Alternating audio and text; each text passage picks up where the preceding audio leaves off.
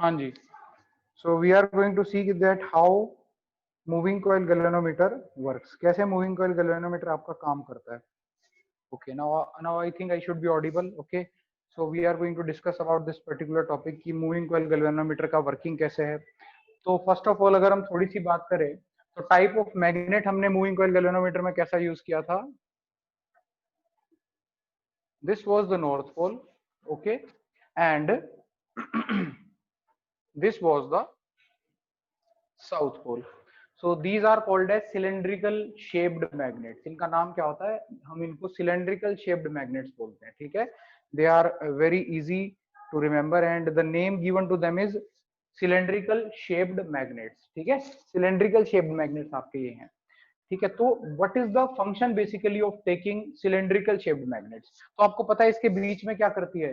अभी ये आपके मैग्नेट कुछ इस तरह से रहते हैं. जब हम इनको 3D में देखते हैं, when we are going to view them in 3D, इनका जो शेप बेसिकली रहता है. I think I should be audible now. जी, तो which means now what you have, आपके पास यहाँ से क्या आ जाएगा कि हमारे पास this is the shape of the magnet. They are called as cylindrical shaped magnets. तो सिलेंड्रिकल शेप्ड मैग्नेट ऐसे कुछ 3D मैग्नेट सिलेंड्रिकल शेप के होते हैं. इधर वाला पोल कौन सा हो गया, नॉर्थ पोल, और इधर वाला पोल कौन सा हो गया, साउथ पोल. उसके बीच में ऐसे कॉइल लटकी हुई है. तो बेसिकली स्ट्रक्चर कैसा है, these are your poles, this is your north pole and this is your south pole, and इसके बीच में कॉइल सस्पेंडेड है. तो आप कौन सा व्यू देख रहे हैं, बेसिकली आप ये वाला व्यू देख रहे हैं. क्लियर हो गया होगा आपको, आप टॉप व्यू देख रहे हैं. मैंने आपको बताया भी था. अगर हम इनको थोड़ा सा टॉप से ड्रॉ करके देखें तो what was the shape, the shape was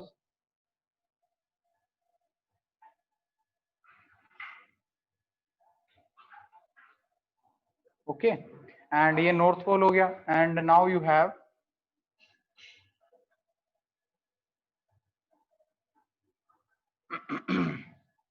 your south pole also. Okay, so when you are going to view them from the top, जब आप इनको टॉप से देखेंगे तो this is going to be the view. ये view आपको मिलेगा. So this is quite easy, बहुत ज्यादा आसान है, कुछ बहुत मुश्किल नहीं है इसके अंदर. ठीक है, नाउ आपको पता है इन दोनों पोल्स के बीच में your coil is suspended. So how your coil is suspended, if you are going to look at the coil, so your coil is suspended somewhere in between.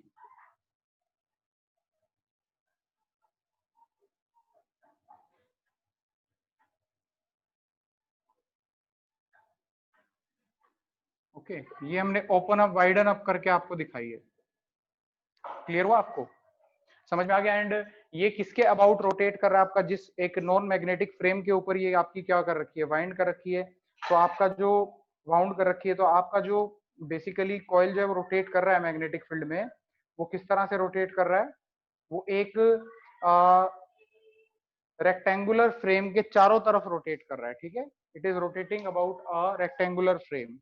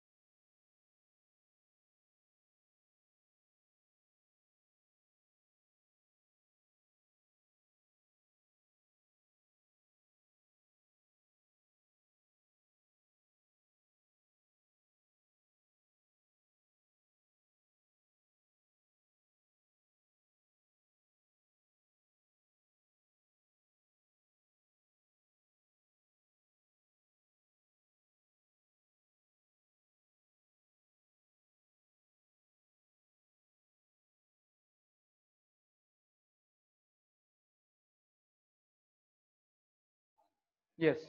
So whenever we used to see the, देखिए this is your soft iron core. अगर आप इसका top view देखेंगे तो आपको क्या दिखाई देगा, there will be a circular, there will be a circle only. Okay, देखिए ये सॉफ्ट आयरन कोर बीच में रखा हुआ था. सॉफ्ट आयरन कोर को अगर आप टॉप से व्यू करेंगे तो जब भी आप एक सिलेंड्रिकल डब्बा सपोज आपके घर में ऊपर से उसको देखते हैं तो आपको एक सर्कल दिखाई देता है सिर्फ, तो विच मीन आपको सिर्फ ये टॉप वाला सर्कुलर क्रॉस सेक्शन इसका दिखाई पड़ेगा, विच मीन कुछ ऐसा, ठीक है। और उसके ऊपर ब्लू कलर की कॉइल आपकी लिपटी हुई है, so let's draw that also. तो वो आपकी किसी भी लोकेशन में है, suppose at any particular point of current passing through it, उसका ओरिएंटेशन सपोज कुछ ऐसा है। गॉट इट बच्चे, ये वापस लिपट के आ रही है and there is a pointer attached to it, इसके ऊपर एक पॉइंटर भी अटैच्ड है। Okay, so you can easily C.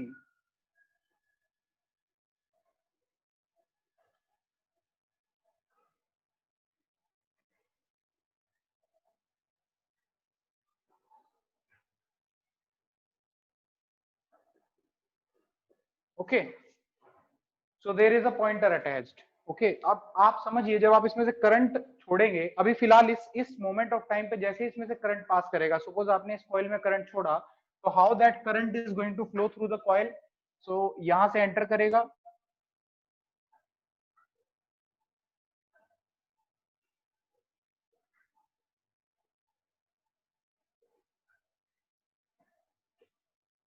Yes.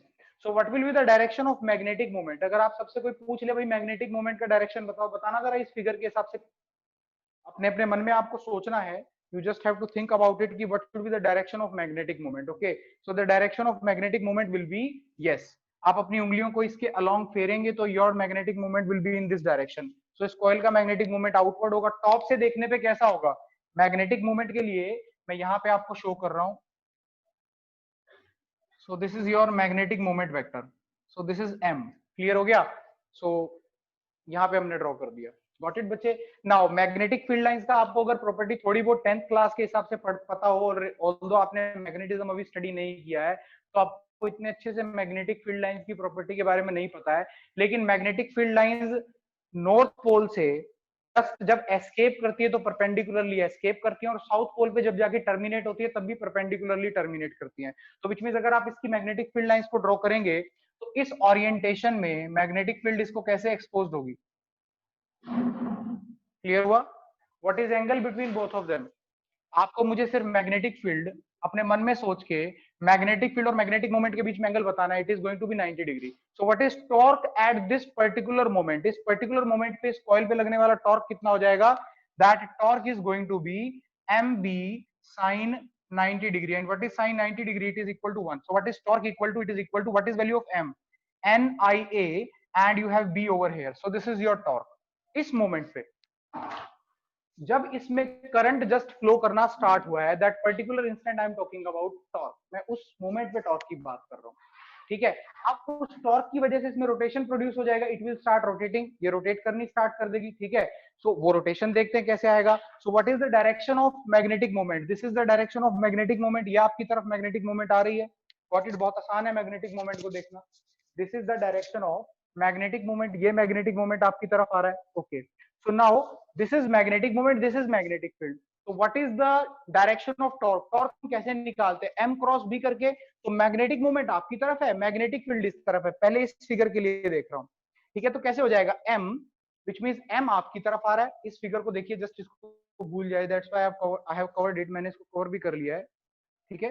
So just try to सी, आपके पास इसका मैग्नेटिक मोमेंट बाहर की तरफ आ रहा है, तो magnetic moment is perpendicularly outward and magnetic field is in this direction, मेरी तरफ है। तो मैग्नेटिक फील्ड मेरी तरफ है, मैग्नेटिक मोमेंट आपकी तरफ है, तो क्या कर देंगे m cross b, which means rotation कैसा प्रोड्यूस होगा, ऐसा, which means it will start rotating in this direction. Clear हुआ कि नहीं, आप हुआ आपको, बहुत इजी है, रोटेशन ऐसे होना स्टार्ट हो जाएगा, विच मींस ये कॉइल आपकी रोटेट करना स्टार्ट कर देगी। हमने पढ़ा भी, ये current carrying coil rotates in a magnetic field due to torque acting on it, अपने पर टॉर्क लगने की वजह से वो क्या करती है, रोटेट करती है, ओके। सो अब इस वाली फिगर में देखते हैं, बिल्कुल इसी की हमने इसका टॉप व्यू ड्रॉ किया है, तो अगर आप m क्रॉस b देखेंगे तो see, this is m, this is b, so what is m cross b, torque किस तरफ लगेगा, इस तरफ, तो जिसकी वजह से आपकी कॉइल ऐसे मूव करना स्टार्ट कर देगी, it will start rotating in this direction.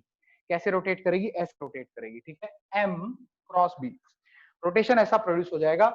तो जस्ट एक थोड़ी देर के इंस्टेंट के बाद इसी कॉइल का अपने मैग्नेट के बीच में जो मैग्नेटिक फील्ड उसकी है उसमें ओरिएंटेशन कैसा हो जाएगा, आप बहुत इजीली डिसाइड कर सकते हैं। तो मैं एक और फिगर अगर आपको ड्रॉ करके दिखा दूं, सो थोड़ा सा रोटेशन आने के बाद, ओके, टॉर्क की वजह से ऑब्वियसली रोटेशन तो आएगा ही आएगा, ठीक है, क्लियर हुआ आपको? यस। सो नाउ आपकी कॉइल कैसी हो जाएगी रोटेट होने की वजह से?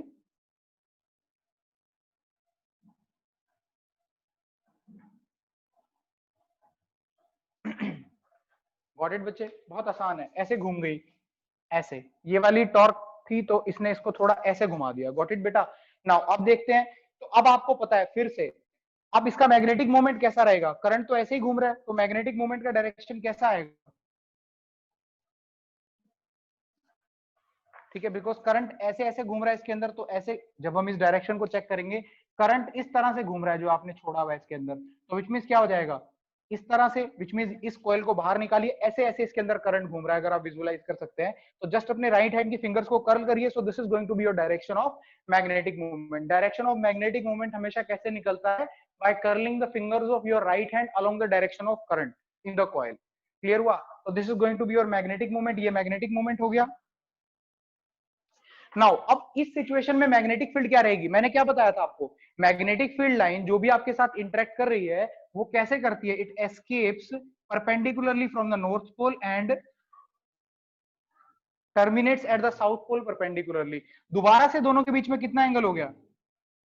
90 डिग्री। विच मीन्स इस ओरिएंटेशन में भी टॉर्क का जो मैग्नीट्यूड रहेगा वो कितना रहेगा? एन आई ए बी, और साइन 90 डिग्री कितना होता है? It is equal to 1। So which means कितना हो गया? N I A B is the value. Clear हुआ? तो आप यहां से ऑब्जर्व कर सकते हैं कि ये वाली जो कॉइल है वो किसी भी ओरिएंटेशन में रोटेट करके चली जाए, इस कॉइल की मैग्नेटिक मूवमेंट और magnetic field provided by the cylindrical magnets, दोनों के बीच में एंगल हमेशा कितना रहेगा? 90 डिग्री। तो यहां से आपको ये समझ आ गया होगा कि what is basically the function of cylindrical shape of the magnet. तो cylindrical shape of the magnet होने की वजह से मैग्नेटिक मूवमेंट और net magnetic field produced by the magnet which is interacting with the coil, इन दोनों के बीच में एंगल हमेशा कितना रहने वाला है? Always remember, it is always going to be 90 degree. आपकी कॉइल रोटेट करके किसी भी प्लेन के अंदर शिफ्ट हो जाए तो आपका नेट मैग्नेटिक फील्ड मैग्नेट्स का उसके कॉइल के प्लेन से ही पास करता होगा, विच मींस मैग्नेटिक मूवमेंट से क्या होगा? 90 डिग्री के एंगल पर होगा। समझ में आया होगा आपको ये? ठीक है। सो आपके पास सिलेंड्रिकल मैग्नेट्स बेसिकली क्या करते हैं? Cylindrical magnets radial magnetic field produce करते हैं, that is which is passing through the radius of the cylindrical magnet. और जब कॉइल ऐसे मैग्नेट्स के बीच में रोटेट करती है तो at any, just hold on,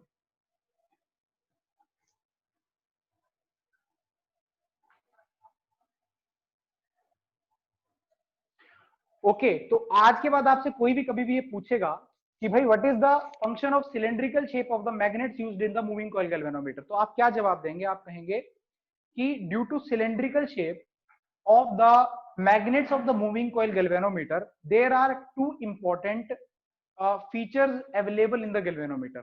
Feature number one, the angle between magnetic moment of the coil and magnetic field of the magnet always remains 90 degree whatever is the orientation of the rectangular coil. पहला point, दोनों के बीच में हमेशा angle 90 degree रहेगा, due to which the torque acting on the coil will be a constant value and it will be equal to NIAB। यानी आपको ऐसा नहीं है कि जैसे आपका कोयल किसी पर्टिकुलर इंस्टेंट पे रोटेट करके कहीं और चला गया तो एंगल चेंज हो गया, और एंगल चेंज होने की वजह से अब आपको क्या करना पड़ रहा है? अब आपको अपने दिमाग पे स्ट्रेस डालना पड़ रहा है कि यार थोड़ा सोचूं अब कितनी नेट मैग्नेटिक फील्ड लग रही होगी, कितने एंगल पे लग रही होगी, अब वो एंगल निकाल लूंगा उसके बाद टॉर्क बताऊंगा। तो फिर तो आप कभी मैथमेटिकल एनालिसिस कर ही नहीं सकते, क्योंकि 360 डिग्री में सारे के सारे एंगल पॉसिबल हैं। किस किस के बीच में? एम और बी के बीच में। तो आप कौन कौन सा एंगल कंसीडर करेंगे? फिर वो इंटीग्रेशन का केस आ जाएगा, बिकॉज वेरिएबल एंगल का केस हो गया।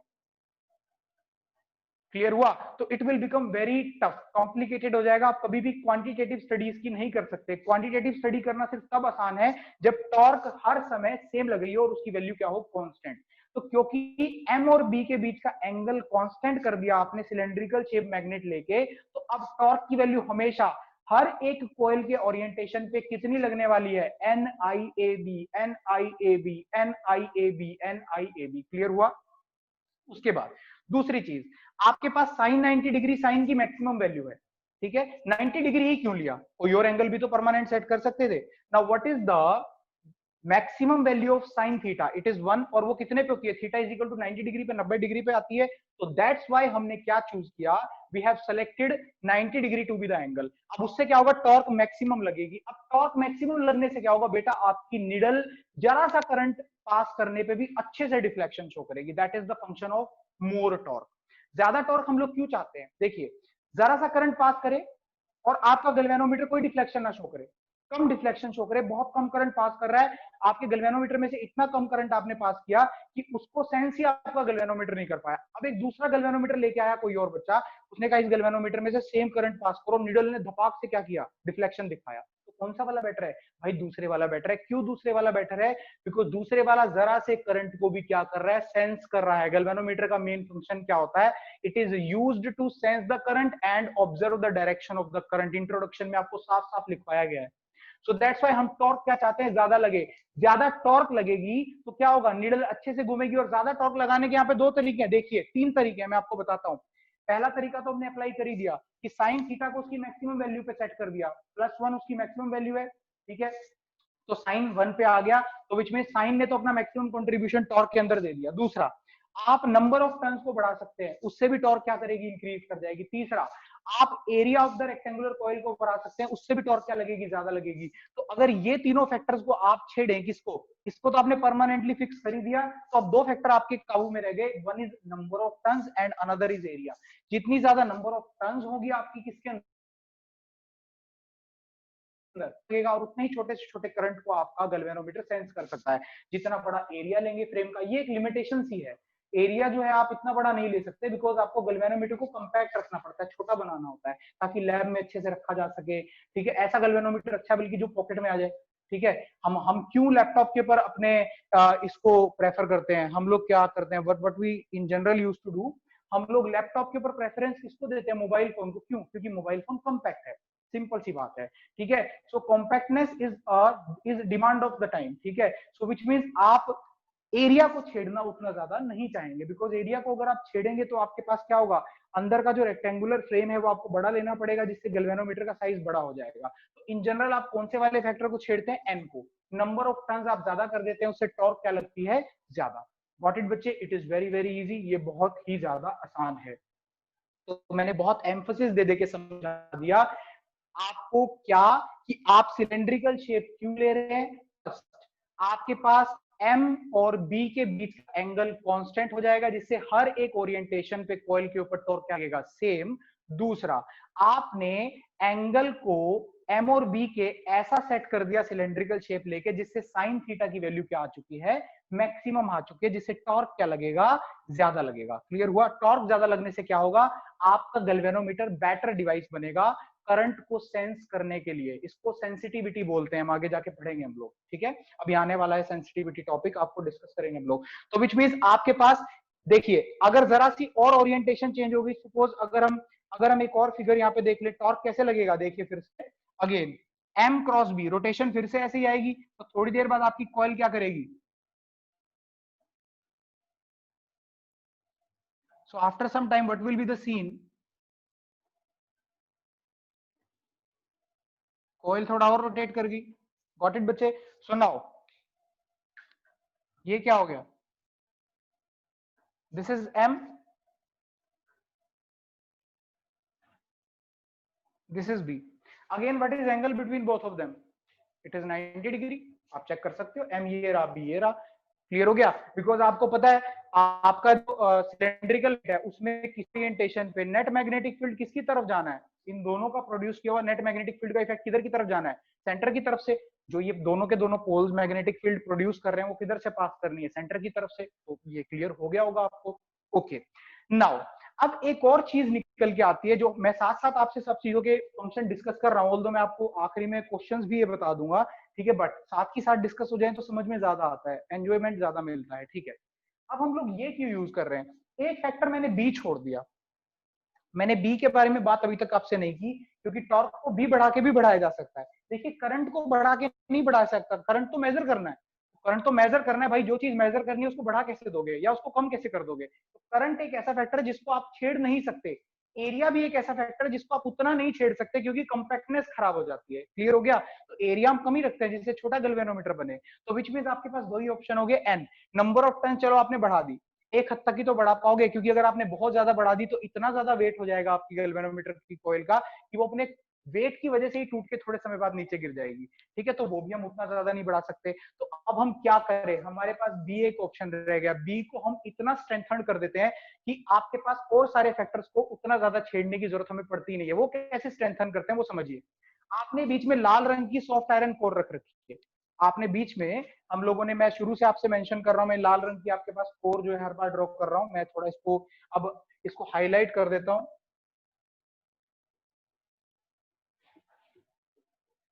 Okay, so this is your soft iron core. बड़ा मस्त टॉपिक है, बहुत मजा आता है इसे पढ़ने में। This is your soft iron core. अब सॉफ्ट आयरन कोर के बारे में थोड़ी सी बात देखिए। मटेरियल्स तीन तरह के होते हैं।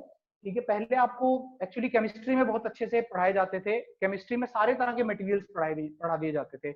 ऐसा नहीं था कि सिर्फ मटेरियल तीन तरह के आपको टीच किए जाते थे। केमिस्ट्री में आपको इवन मोर देन दैट, उससे भी ब्रॉड एक स्पेक्ट्रम है मटेरियल्स का।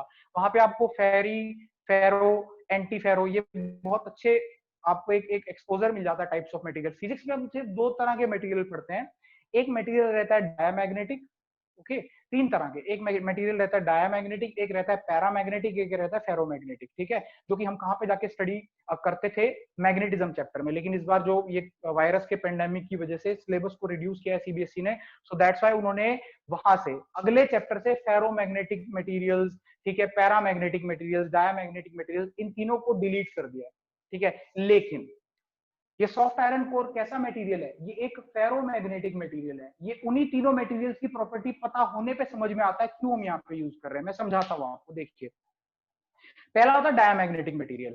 डायमैग्नेटिक मटेरियल, मटेरियल जो आपके तीन तरह की कैटेगरी में हम डिवाइड करते हैं फिजिक्स के पॉइंट ऑफ व्यू से। डायमैग्नेटिक, मैग्नेटिज्म के हिसाब से समझिए इस बात को, मैग्नेटिज्म के हिसाब से, यानी कि मैं आपको समझाता हूँ। एक मटेरियल मैंने आपको दे दिया, मैंने कहा जाके इसको मैग्नेटिक फील्ड में रख दे।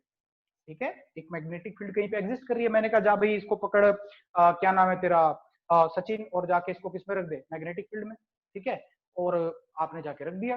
ठीक है, तो रखा जब आपने उसको ले जाके, तो वो तीन तरह के बिहेवियर शो करते हैं मटेरियल, तीन तरह का बिहेवियर मैग्नेटिक फील्ड में शो करता है। पहला डायमैग्नेटिक। डायमैग्नेटिक क्या करता है, जिस मैग्नेटिक फील्ड में आप उसको रख रहे हो वो उसको अपोज करता है। यानी कि अगर आपने डायमैग्नेटिक मटेरियल को 10 टेस्ला मैग्नेटिक फील्ड में रखा, तो वो मैग्नेटिक फील्ड को रिड्यूस करके कितना कर देगा, 5 कर देगा, 4 कर देगा। यानी डायमैग्नेटिक मटेरियल को मैग्नेटिक फील्ड में रखने पे मैग्नेटिक फील्ड की वैल्यू बढ़ने से तो गई, वो घट जाती है। It is very easy. ठीक है, अब आई बात पैरामैग्नेटिक मटेरियल की। पैरामैग्नेटिक मटेरियल सॉफ्ट लविंग होते हैं, बड़ा सॉफ्ट सा लव होता है उनको मैग्नेटिक फील्ड से, उतना ज्यादा नहीं होता। ठीक है, हार्ड लवर नहीं होते मैग्नेटिक फील्ड के, सॉफ्ट लवर होते हैं। तो जब आप एक पैरामैग्नेटिक मटेरियल को मैग्नेटिक फील्ड में ले जाके रखते हैं, तो सपोज वहां पे ऑलरेडी प्रेजेंट मैग्नेटिक फील्ड की थी 10 टेस्ला। जब आप पैरामैग्नेटिक मटेरियल को उस मैग्नेटिक फील्ड में रख देंगे, जरा सा उसके अंदर मैग्नेटिक फील्ड ज्यादा आएगा खुद के मैग्नेटिज्म की वजह से। देखिए ये क्यों हो रहा है, एक तो 10 आपने बाहर वाली अप्लाई कर रखी है, एक मटेरियल की खुद की भी थोड़ी बहुत मैग्नेटिक फील्ड है। तो पैरामैग्नेटिक मटेरियल की खुद की मैग्नेटिक फील्ड बड़ी वीक होती है, सपोज 2 टेस्ला हो गई, तो नेट मैग्नेटिक फील्ड कितनी आ जाएगी आपके पास पैरामैग्नेटिक मटेरियल में, 2 खुद की 10 अप्लाइड, यानी कितनी होगी, 12 टेस्ला। क्लियर हुआ? अब आ जाइए फेरो पे। फेरो होते हैं hard lovers, they are fan of magnetic field. ठीक है, जब आप फेरोमैग्नेटिक मटेरियल को एक मैग्नेटिक फील्ड के क्षेत्र में ले जाके रखते हैं, रीजन में ले जाके रखते हैं, तो ये अपने अंदर की मैग्नेटिक फील्ड इतनी फास्ट, इतनी स्ट्रॉन्ग जनरेट कर लेते हैं कि इनके अंदर मैग्नेटिक फील्ड जो आपने बाहर वाली में जिसमें रखा है इनको, उसकी वजह से इनके अंदर बहुत जबरदस्त मैग्नेटिक फील्ड प्रोड्यूस हो जाती है। ये 10,000 1 लाख गुना ज्यादा मैग्नेटिक फील्ड अपने अंदर प्रोड्यूस कर लेते हैं। ठीक है, तो सपोज आपने एक फेरोमैग्नेटिक मटेरियल को किसमें ले जाके रखा, एक मैग्नेटिक फील्ड में रखा, तो जब आप उस फेरोमैग्नेटिक मटेरियल के अंदर मैग्नेटिक फील्ड ऑब्जर्व करेंगे बेटा, 1 लाख टेस्ला, 10,000 टेस्ला, इतने ऑर्डर की आएगी। क्लियर हो गया? तो अब आपको समझ में आ गया होगा। अब ये कॉइल कॉइल कॉइल के बीच का रीजन कौन सा है आपका, कॉइल के बीच में आपने क्या रख रखा है, आपके पास soft iron core. Soft iron core कैसा मटेरियल है, अब ये भी बताया आपको, it is a ferromagnetic material. तो जो ये मैग्नेट्स भी प्रोवाइड कर रहे हैं सॉफ्ट आयरन कोर के अंदर, उसकी 10,000 गुना 1 लाख गुना ज्यादा मैग्नेटिक फील्ड जनरेट हो जाएगी। और अगर इस सॉफ्ट आयरन कोर के अंदर मैग्नेटिक फील्ड बढ़ जाएगी, ये फ्रेम के बीच की कौन सी है, सॉफ्ट आयरन कोर, तो फ्रेम के बीच में जो मैग्नेटिक फील्ड है वो भी कितनी हो जाएगी, 1 लाख टेस्ला। समझ में आ गया? जिसकी वजह से ये बी बढ़ जाएगा, और ये बी बढ़ने की वजह से टॉर्क जो एक्ट करेगा एक गिवन करंट की वैल्यू के लिए वो बहुत ज्यादा होगा। और छोटे से छोटे करंट को भी अगर आप फ्लो करवाएंगे, वो भी एक जबरदस्त डिफ्लेक्शन आपके गैल्वेनोमीटर में प्रोड्यूस करेगा। यानी आप जरा से जरा बिल्कुल स्मॉल करंट को भी इसके थ्रू क्या कर पाएंगे, सेंस कर पाएंगे। ये चीज क्लियर हो जानी चाहिए, ठीक है। तो विच मींस मैं आपको भी थोड़ा बताता हूं कि ये फेरोमैग्नेटिक मटेरियल क्या जादू करते हैं, देखिए।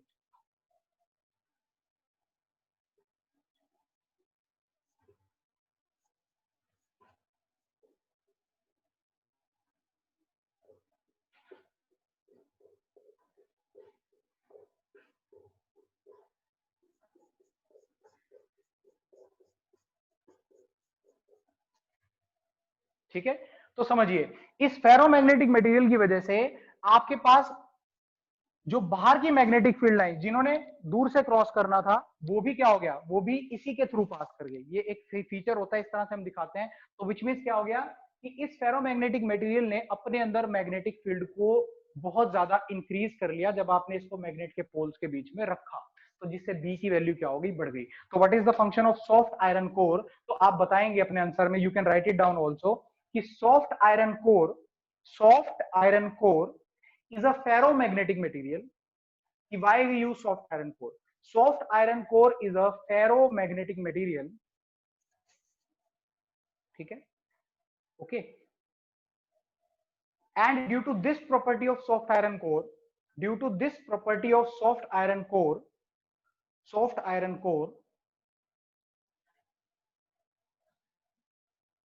magnetic field, magnetic field, magnetic field linked to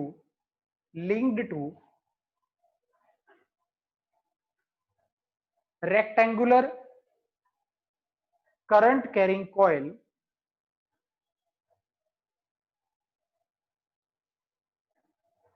becomes very large, becomes very large, and thus sensitivity of the galvanometer increases.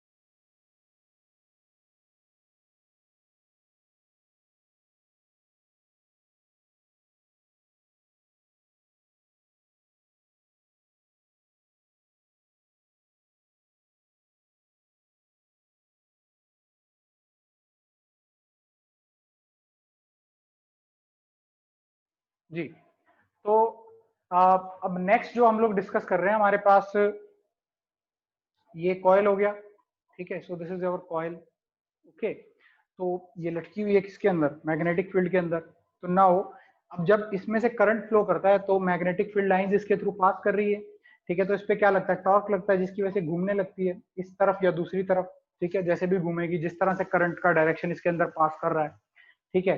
अब आप ये देखिए, जब इसके थ्रू करंट पास करता है तो इस पे क्या एक्ट करता है, टॉर्क। इसके नीचे ना यहाँ हेयर स्प्रिंग लगा रखा है, मैंने आपको बताया था, ठीक है। There is a spring at the bottom, ठीक है। तो जब टॉर्क लगने की वजह से सपोज ये ऐसे घूमी, ठीक है, तो ये उस स्प्रिंग के अंदर क्या कर देती है, टेंशन क्रिएट कर देती है, विच मीन उसको टाइट कर देती है, उसको वाइडन अप कर देती है, जो भी है, ठीक है। तो जैसे वो स्प्रिंग था, रिलैक्स स्टेट में था, जैसे ही इसने थोड़ा सा ऐसे मूव करना स्टार्ट किया, वो स्प्रिंग के अंदर क्या प्रोड्यूस हो गया, रिस्टोरिंग टॉर्क, रिस्टोरिंग टॉर्क होगा ना, बिकॉज आप ऐसे टाइट कर रहे हैं स्प्रिंग को। तो जब आप ऐसे घुमाएंगे तो वो ऐसे खुलना चाहेगा। क्लियर हो गया आपको, ओके।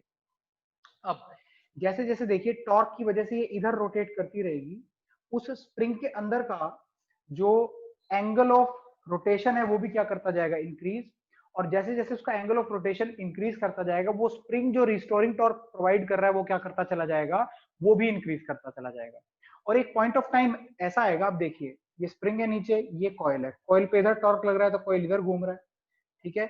और रिस्टोरिंग टॉर्क पे इधर की तरफ टॉर्क लग रहा है, तो वो रिस्टोरिंग टॉर्क टेंडेंसी रखेगा इधर की तरफ आने की, और कॉइल मैग्नेटिक फोर्स की वजह से इधर जाना चाह रहा है, ठीक है। अब देखिए ये दोनों टॉर्क अपोजिट हैं, कॉइल पे करंट और मैग्नेटिक फील्ड के इंटरेक्शन की वजह से टॉर्क इस तरफ, ठीक है। और जो स्प्रिंग नीचे है उस पे टॉर्क रिस्टोरिंग इस तरफ, वो वापस अपनी क्या करना चाह रहा है, अपनी जो रिलैक्स्ड स्टेट है उसके अंदर आना चाह रहा है, ठीक है, जिसमें कोई उसके अंदर एंगल ऑफ रोटेशन प्रोड्यूस नहीं हुआ है, ठीक है। तो विच मींस ये दोनों अपोजिंग टॉर्क हो गए। देखिए ये ऊपर कॉइल इस तरफ जा रही है, नीचे स्प्रिंग इस तरफ क्या कर रहा है, टॉर्क अप्लाई कर रहा है, तो आपके पास ये रिस्टोरिंग टॉर्क और ये अप्लाइड टॉर्क हो गया। ये निडल कब जाके रुकेगी, जब रिस्टोरिंग टॉर्क और अप्लाइड टॉर्क एक दूसरे के क्या हो जाएंगे, बराबर। गॉट इट बच्चे, समझ में आ गया। उसके बाद ये थोड़ी देर ऑसिलेट करने के बाद रुक जाएगी, मैं बताऊंगा ऑसिलेट क्यों करेगी। तो देखिए प्लीज, ये कॉइल के ऊपर टॉर्क इधर घूमी, नीचे स्प्रिंग टाइट हो गया, तो उसके ऊपर रिस्टोरिंग टॉर्क उसने इधर आने की कोशिश की। अब जब ये रिस्टोरिंग टॉर्क और ये अप्लाइड टॉर्क एक दूसरे के बराबर हो गया, तब आपकी नीडल रुक गई और आपने क्या ले ली, रीडिंग नोट कर ली, जो जहां पे भी वो पॉइंट कर रहा है वहां से रीडिंग क्या कर रही, नोट डाउन कर ली, ठीक है। अब आपने फोर्स के अंदर ऐसा पढ़ा है कि स्प्रिंग के अंदर रिस्टोरिंग फोर्स किसके बराबर होती है, मैग्नीट्यूड में एक्स के। अगर टॉर्क की बात करूं तो स्प्रिंग के अंदर जो रिस्टोरिंग टॉर्क है वो किसके बराबर होती है, एंगल ऑफ ट्विस्ट के, जितना ट्विस्ट आपने उसको किया है उसके, ठीक है। अगर आप इक्वल टू करें तो किसके बराबर होती है, K theta, where K is called as torsional constant, very very important.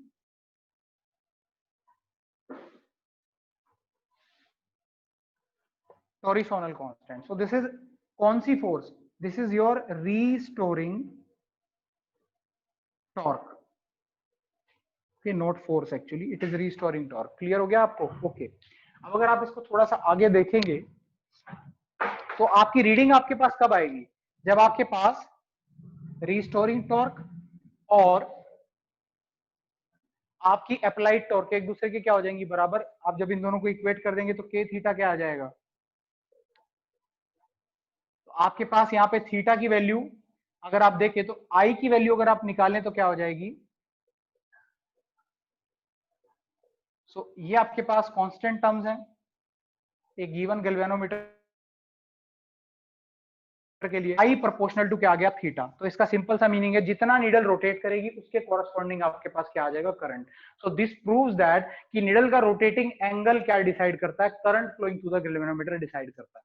मान लीजिए अगर 2 एम्पियर पे आपके पास रोटेशन का एंगल कितना आ रहा है, 20 डिग्री, तो 4 एम्पियर पे कितना आएगा, 40 डिग्री, 6 एम्पियर पे कितना आएगा, 60 डिग्री, उसके बाद 8 एम्पियर पे कितना आएगा, 80 डिग्री। ऑफ कोर्स क्लियर हुआ, 2 एम्पियर पे 20 है तो 1 एम्पियर पे कितना आएगा, 10, 3 एम्पियर पे कितना आएगा, 30 डिग्री। तो विच मींस आपके पास एंगल ऑफ रोटेशन, ठीक है, जो भी आपका निडल का है, अब निडल जितना रोटेट कर रही है उतना ही तो आपके स्प्रिंग के अंदर ट्विस्ट प्रोड्यूस होगा। तो विच मींस आपके पास आपकी निडल जितने एंगल से रोटेट करती है वो एंगल किसके प्रोपोर्शनल होता है, current flowing through the current. तो अगर आप गैल्वेनोमीटर, तो अगर आप किसी तरह से थीटा को मेजर कर ले तो आप करंट को भी क्या कर सकते हैं, मेजर कर सकते हैं। तो आप इसके नीचे लिख देंगे कि हेंस, आप लिख सकते हैं यहाँ पे hence, hence hence the current flowing hence the current flowing the current flowing through the galvanometer is directly proportional is directly proportional to the directly proportional to the angle by which angle by which angle by which the needle has turned